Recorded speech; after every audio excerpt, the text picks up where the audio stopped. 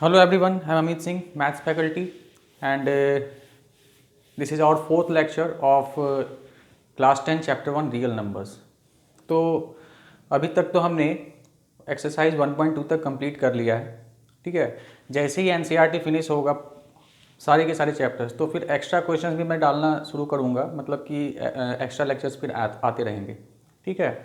और आप लोगों से एक रिक्वेस्ट है कि जब भी आप मेरे वीडियोज़ को देखें तो अपना वीडियो क्वालिटी जो है 360 या 720p कर ले, और साथ ही में फुल स्क्रीन में देखें तो आपको ज़्यादा अच्छे से क्लियरली सब कुछ दिखाई देगा, तो आपको दिक्कत कुछ भी नहीं होगी। और ऐसा तो करना पड़ता है, लगभग सारे ही वीडियो जितने आप यूट्यूब पे देखते हैं तो 360 या 720p पे ज़्यादा अच्छा दिखता है। आपके पास वाईफाई है तो और बेटर है, ठीक है। चलिए तो हम स्टार्ट करते हैं। तो नेक्स्ट एक्सरसाइज में हम क्वेश्चन सॉल्व करें उससे पहले हमारे पास क्या है, एक थ्योरम है। थ्योरम क्या कहता है, let p be a prime number if p divides a square then p divides a। यदि p एक प्राइम नंबर है और p से a स्क्वायर यदि डिवाइड हो जा रहा है तो p से a भी डिवाइड होगा, ठीक है। यदि p कोई प्राइम नंबर है और p से a स्क्वायर डिवाइड हो जा रहा है तो p से a भी डिवाइड होगा, ठीक है। अब सपोज कर लिए कि if a equal to, a का हमने प्राइम फैक्टराइजेशन किया और उसका आया तो a इक्वल टू आया p1 into p2 into p3 dot dot dot into pn। तो ये है a का prime factorization, product of primes के फॉर्म में हमने a को लिख लिया, तो a ऐसा आया। तो a स्क्वायर क्या हो जाएगा, a स्क्वायर हो जाएगा p1 square into p2 square into p3 square dot dot dot pn square, सबका स्क्वायर हो जाएगा, ठीक है। If p divides a square, यदि p a स्क्वायर को डिवाइड कर रहा है तो p क्या होगा, p या तो p1 होगा या तो p2 होगा या तो p3 होगा, तभी तो वो कैंसिल होगा, ठीक है। तो p यदि किसी को डिवाइड p a स्क्वायर यदि p से डिवाइड हो जा रहा है तो p क्या होगा, one of p1 p2 p3, इन्हीं सब में से कोई होगा एक हमारा p। तो अच्छा, अब a स्क्वायर यदि p से डिवाइड हो रहा है तो a भी p से डिवाइड होगा, क्योंकि a में तो p1 p2 p3 भी रहेगा। a स्क्वायर में p1 p2 p3 है और p उन्हीं में से कोई एक है, तो a में भी तो वो सब है, तो क्या होगा, a भी हमारा p से डिवाइड होगा। इसका मतलब क्या है, ये थ्योरम सही कह रहा है कि if p is a prime number and p divides a square then p divides a as well. अब इस थ्योरम को यूज करके हम लोग ये सारे क्वेश्चंस सॉल्व करेंगे। Prove that √2 and √3 are irrational numbers. तो प्रूव दैट क्वेश्चन में आएगा, prove that √2 is an irrational number, prove that √3 is an irrational number. सबको एक ही तरीके से सॉल्व करना है। तो एक मैंने यहाँ पे सॉल्व करके आप लोगों के लिए रखा है, ठीक है। क्वेश्चन क्या है यहाँ पे हमारा क्वेश्चन है prove that √5 is an irrational number. तो आइए देखिए हम लोग इसमें क्या करेंगे। सबसे पहले हम इसमें उल्टा मान लेते हैं कि √5 एक रैशनल नंबर है। तो ऐसे क्वेश्चंस में हर एक किसी भी क्वेश्चन में, मतलब ऐसा सिमिलर क्वेश्चन कोई भी क्वेश्चन आएगा तो हर एक क्वेश्चन में हम ये लाइन लिखेंगे कि let us assume that √5 is irrational, या let us assume that √2 is irrational, sorry let us assume that √5 is a rational number, या फिर let us assume that √2 is a rational number. हमें बोला है इरेशनल प्रूफ करने, हमें उसका उल्टा मान लेना है, ठीक है। तो देखिए यहाँ पे क्या लिखा है, prove that √5 is an irrational number, हम उसका उल्टा एज्यूम कर लेंगे। Late us assume that √5 is a rational number. तो √5 क्या हो जाएगा, रैशनल नंबर तो p बाई क्यू फॉर्म में होता है या a बाई b फॉर्म में होता है। तो let √5 equal to a upon b, let √5 equal to a upon b, where a and b are coprime integers. Coprime integers क्या होते हैं, ऐसे इंटीजर्स जिन दोनों के बीच में 1 के अलावा कोई भी कॉमन फैक्टर नहीं होता है, ऐसे इंटीजर्स को हम लोग को प्राइम इंटीजर्स कहते हैं। तो इस चीज़ को याद रखिएगा कि a और b में 1 के अलावा कोई भी कॉमन फैक्टर नहीं है। अब हम क्या करेंगे, स्क्वायरिंग बोथ साइड्स। तो स्क्वायरिंग करेंगे तो क्या हो जाएगा, 5 equal to a square upon b square, ठीक है। तो 5 equal to a square upon b square हुआ, तो 5b स्क्वायर इक्वल टू कितना हो जाएगा फिर a स्क्वायर, और b स्क्वायर इक्वल टू कितना आ जाएगा, a स्क्वायर अपॉन 5, इतना आएगा, ठीक है। तो अब यहाँ पे क्या है, b भी इंटीजर है, a भी इंटीजर है। अब b इंटीजर है, इसका मतलब क्या है, a स्क्वायर 5 से डिवाइड हो रहा है, तभी तो कट छट के इंटीजर आएगा, ठीक है।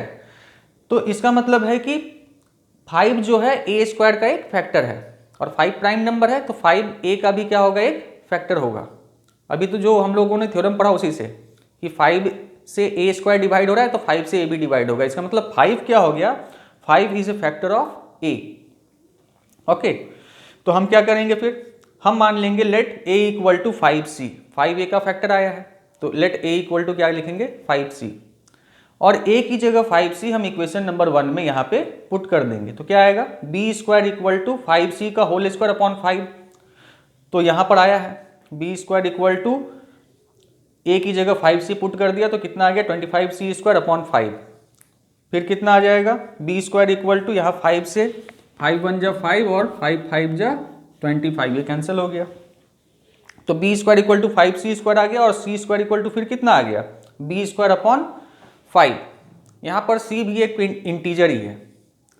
अब फिर यहाँ पे c एक इंटीजर है, b भी एक इंटीजर है, इसका मतलब है कि b स्क्वायर 5 से डिवाइड हो रहा है।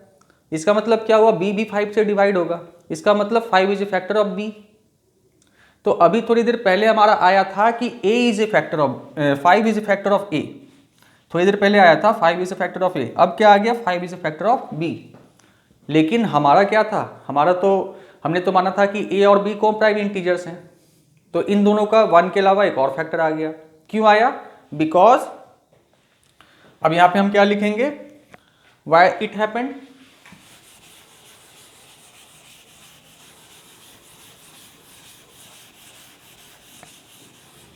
तो यहां पे हमारा क्यों गलत आ रहा है, तो हम लिखेंगे सो 5 is A factor of both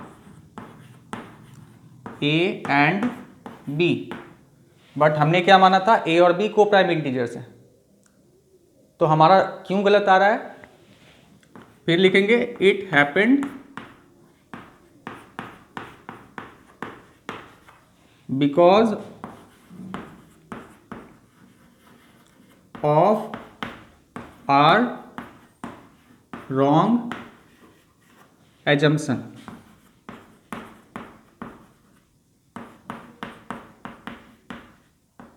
So √5 is an irrational number।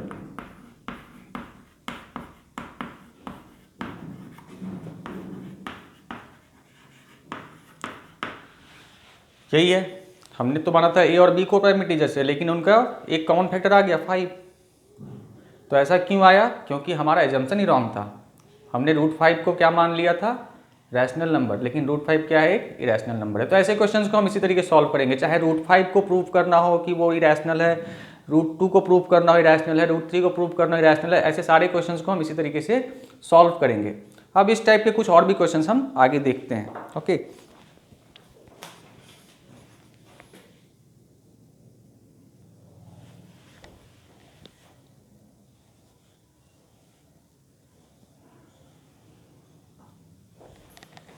Okay तो यहाँ पे मैंने कुछ क्वेश्चंस लिखे हैं और सॉल्व भी कर दिया है, क्योंकि ये सब इजी क्वेश्चंस है। जैसे हमने एक प्रूफ किया था कि prove that √5 is an irrational number, same वही स्टेटमेंट सब यूज करके हमारा प्रूव होगा √2 और √3 भी इरेशनल नंबर है। लेकिन अब ये सब जो क्वेश्चन 3 क्वेश्चन बोर्ड पे लिखे हुए हैं, इसमें उतना भी नहीं करना है। एक क्वेश्चन थोड़ा अच्छा है जो बीच में लिखा हुआ है, बाकी दोनों क्वेश्चन में उतना भी नहीं करना है ज़्यादा कुछ। इस तरह के क्वेश्चंस में जैसे कि सबसे पहला क्वेश्चन जो हमारे लेफ्ट मोस्ट में लिखा हुआ है, उसमें क्या है, prove that 3 + 2 √2 is an irrational number. तो पहला स्टेटमेंट हमेशा हम वही लिखेंगे, लेट अस एज्यूम दैट, तीनों क्वेश्चन में जितने भी क्वेश्चंस बोर्ड पे भी दिख रहे हैं आपको, तीनों क्वेश्चंस में हम पहला स्टेटमेंट हमारा यही रहेगा, late us assume that it is a rational number. उसके बाद उतना इक्वल टू हम एज्यूम कर लेंगे a/b, where a and b are integers. उसके बाद सिंपल कैलकुलेशन। तो पहला क्वेश्चन देखिए आप, पहला क्वेश्चन क्या है, prove that 3 + 2 √2 is an irrational number. तो हमारा स्टेटमेंट पहला क्या रहेगा, लेट अस एज्यूम दैट 3 + 2 √2 भी ए रैशनल नंबर।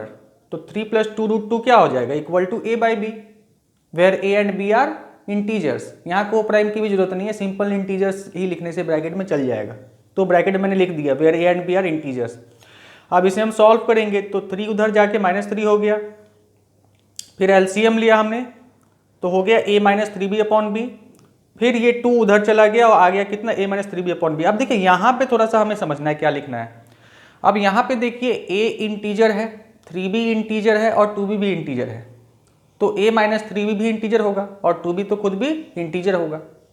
तो ये क्या आ गया, ये आ गया हमारे पास √2 equal to integer upon integer, मतलब कि √2 p/q फॉर्म में आ गया। और ये तो गलत चीज़ है, √2 तो रैशनल नंबर है, अभी हमने प्रूफ सीखा है उसका। तो √2 यहाँ रैशनल आ रहा है, क्यों आ रहा है, क्योंकि हमारा एजम्पशन रॉन्ग था। तो फिर हम वही चीज़ लिखेंगे, ठीक है। यहाँ पे हम लिखेंगे कि √2 आ गया integer upon integer, so it is a rational number. फिर हम वही कहानी लिखेंगे, which contradicts the fact that √2 is an irrational number. So why it happened? It happened because of our wrong assumption. So our assumption is wrong and so 3 + 2 √2 is a rational number। यहाँ तक लिख के हो गया। तो ऐसे questions को ऐसे ही सॉल्व करते हैं, ठीक है। अच्छा, उसके बाद आएगा prove that 7 √2 is an irrational number, ठीक है। एक क्वेश्चन ऐसा भी आ सकता है, prove that 7 √2 is an irrational number. तो हम फिर मान लें कि लेट अस एज्यूम दैट ये एक रैशनल नंबर है, तो 7 √2 इक्वल टू a/b हो जाएगा। 7 √2 इक्वल टू कितना हो जाएगा, a अपॉन b, और √2 इक्वल टू कितना होगा, a अपॉन 7b। तो √2 इक्वल टू फिर आ गया इंटीजर अपॉन इंटीजर, फिर वही कहानी लिखेंगे जो नीचे में 3-4 लाइन मैंने अभी बताया है, तो प्रूव हो जाएगा। जैसे यहाँ पे एक क्वेश्चन है, ये क्वेश्चन देखिए, prove that 1/√2 is an irrational number. तो हम फिर वही लिखेंगे, let us assume that 1/√2 is a rational number, therefore 1/√2 equal to a upon b, where a and b are integers. अब 1/√2 इतना है तो √2 कितना हो जाएगा, b अपॉन a, फिर √2 आ गया इंटीजर अपॉन इंटीजर, फिर ये रैशनल हो गया। क्यों हुआ, because of our wrong assumption, so 1/√2 is an irrational number. लेकिन अब यहाँ ये जो क्वेश्चन है, यहाँ पे 2 रूट है, 2 इरेशनल नंबर को सब्ट्रैक्ट किया गया है। अब इसे हमें प्रूव करना है कि ये एक इरेशनल नंबर है, इसे कैसे प्रूव करेंगे। तो हम फिर वही कहानी लिखेंगे, let us assume that √3 minus √2 is a rational number. Late us assume that √3 minus √2 is a rational number. तो यहाँ पे √3 माइनस √2 इक्वल टू a/b नहीं लिखेंगे, यहाँ पे x लिख लेंगे, ठीक है। तो हम लिखेंगे let √3 minus √2 equal to x upon 1 where x belongs to integer, या x is where x is an integer. Bracket में आप दोनों में से कुछ भी लिख सकते हैं, या तो ऐसे, नहीं तो where x is an integer, ये लिख सकते हैं। फिर हम क्या करेंगे, squaring both sides we get, दोनों साइड स्क्वायरिंग करेंगे तो कितना आ जाएगा, a² + b² माइनस 2ab, मतलब 3 + 2 माइनस 2 √6 आएगा, और इक्वल टू हो जाएगा x²। 3 + 2 कितना होगा, 5, और x² उधर से इधर ले आएंगे तो हो जाएगा 5 माइनस x² इक्वल टू 2 √6। अब इस वाले 2 को हम नीचे भेज देंगे तो √6 इक्वल टू कितना बचेगा, एक साइड √6 बचेगा और दूसरी साइड 5 माइनस x² अपॉन 2। इसके बाद सेम वही कहानी लिखना है जो हम बाकी सब में लिखने आए हैं। बाकी सब में क्या लिखते थे, 5 इंटीजर है, x² भी इंटीजर है, तो 5 माइनस x² इंटीजर हो गया और 2 तो इंटीजर है ही, तो √6 इक्वल टू क्या आ गया, सम इंटीजर अपॉन इंटीजर। अब √6 तो बेचारा इरेशनल है, तो इंटीजर अपॉन इंटीजर कहाँ से आएगा, उसे तो हम p/q फॉर्म में लिख नहीं सकते हैं। तो क्यों आ रहा है गलत, फिर वही कहानी, it happened because of our wrong assumption, so √6 is an √3 minus √2 is an irrational number. तो लास्ट में जो कहानी लिखना है वो हर एक में यही सब लिखना है, तो वो मैं हर एक क्वेश्चन में नहीं लिखा हूँ, 1-2 क्वेश्चन में लिखा हूँ, सेम कहानी आप सब में लिखेंगे, ठीक है। चलो